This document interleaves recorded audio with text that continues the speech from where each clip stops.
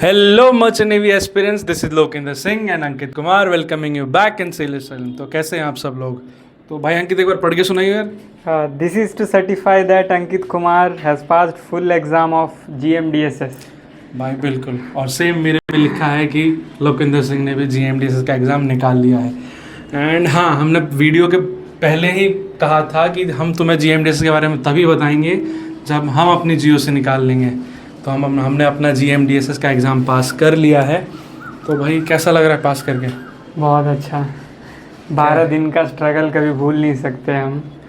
12 days का course होता है. पता है कब 12 दिन हमारे एक महीने में पता ही नहीं चला. कब आए थे हम इधर?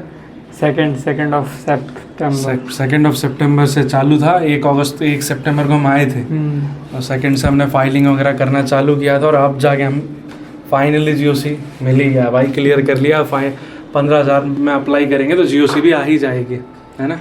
तो कैसा था एग्ज़ाम का एक्सपीरियंस?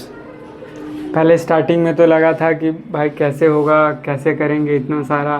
मतलब रोज़ हम नया जाते थे और हमारा जैसे क्लासेस का टाइमिंग होता था मॉर्निंग 9 o'clock से इवनिंग 5 o'clock 6 o'clock कभी कभी तो 5:30. हाँ 5:30 6 o'clock. फिर उसके बाद हम आकर फिर अपने रूम में भी पढ़ते थे. फिर लगता था रोज़ आज पढ़े, फिर उसका कल लगता था फिर और कुछ नया पढ़ाया जा रहा है, फिर परसों और कुछ नया पढ़ाया जा रहा है. रोज़ नए नए टॉपिक्स देखकर ऐसा लगता था कि कभी ये हो पाएगा कि नहीं. यही है भाई हमारे लिए. तो जो GMDSS का कोर्स था it was a help for us. हाँ, ऐसा नहीं है कि हम पढ़े नहीं, पास नहीं हुए, हो गए. लेकिन वो मोमेंट कि भाई एक एग्ज़ाम दे रहे हैं फिर भी नहीं पता चल रहा है भाई पास होंगे नहीं होंगे. अगला दे रहे हैं फिर नहीं पता चल रहा है, फिर दे रहे हैं फिर नहीं पता चल रहा है. भाई बड़ा एक्टिव था यार. लेकिन चलिए फिर शुरू करते हैं. स्टार्टिंग फ्रॉम आवर टाइम कि हम लोगों के एग्ज़ाम हमने क्लासेस कैसे होती थी, है ना. वही बात है. सुबह 9 बजे 9:30 बजे से लेकर 5:30 बजे तक क्लासेस होती थी. देन अगेन 3 से 4 घंटा हम रूम में पढ़ते थे. और वही बात है, जो पढ़ते थे ऐसा लगता था भाई ये नया ही पढ़ रहे हैं. आज पढ़ते थे कल पूछते थे फिर भूल जाते थे हम लोग. ऐसा ही होता था. रोज़ रिवाइज़ करना पड़ेगा भाई. रोज़ रिवाइज़ करना पड़ेगा ताकि तुम कभी कुछ, क्योंकि इतने सारे फ्रीक्वेंसीज़ हैं, इतने सारे तुम्हारे इक्विपमेंट्स हैं, उन सब के अलग अलग फ्रीक्वेंसीज़ हैं. तुमको बहुत कुछ याद रखना पड़ेगा. उसके लिए तुम्हें रोज़ रिवाइज़ करना पड़ेगा. उन लोगों के लिए जो अभी जहाज़ पे हैं, जो अभी सर्च कर रहे होंगे कि मैं GMDSS कहाँ से बुक करूँ, क्या करूँ, तो वो तो यही पूछ रहे होंगे यार कि मैं ऑन बोर्ड में क्या सीखूँ, GMDSS होता क्या है, क्या सब. ये सब मैं पार्ट बाई पार्ट हम वीडियो लाएंगे. Will explain everything. लेकिन स्टार्ट करते हैं बेसिक से. तो वही भाई GMDSS जो पता है सबको, global maritime distress safety system, है ना. जितना पता है आपको यही है. लेकिन इसके अंदर बहुत सारी चीज़ें आती हैं. हाँ, कि नहीं, जैसे ऑन बोर्ड में है. बेस्ट रहेगा जैसे कि मेरे कुछ दोस्तों ने बोला कि नहीं वो अगले पार्ट में बताएंगे. अब नॉर्मल जनरल बात. अच्छा ठीक. ये तो GMDSS का हुआ. और GMDSS क्यों करना पड़ता है ये बता.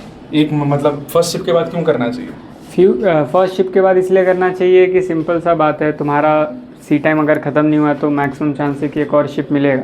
और हम जो भी सीख सकते हैं कैडेटशिप में ही सीख सकते हैं. अगर तुम सोचोगे कि सेकंड मेट के पहले तुम अपना GMDSS देकर फिर फर्स्ट शिफ्ट चढ़ोगे तो बहुत सारे डाउट्स ऐसे रहेंगे तुम्हारे क्लियर नहीं रहेंगे. अभी क्या है कि अगर फर्स्ट शिफ्ट के बाद जस्ट तुमने GMDSS कंप्लीट किया तो बहुत सारे जो क्वेश्चंस थे पहले तो कोर्स में क्लियर हो जाएंगे. और जो कोर्स में क्लियर नहीं हो पाए, जैसे बहुत सारी चीज़ें हमें रट्टा मारना पड़ता है, तो इस वजह से हम कुछ डाउट में हैं कि हमें ये कैसे करेंगे, वो कैसे. अभी ऑन बोर्ड हम जाने के बाद बहुत अच्छे से वो चीज़ सीख सकते हैं. तो हमारे पास अभी भी टाइम है, 9 months का टाइम है कि हम शिप पे जाएंगे और बहुत सारी चीज़ें और अच्छे से सीख पाएंगे और समझ पाएंगे. भाई फाइनली खुशी तो इसी बात की है कि यार हमारा क्लियर हो गया.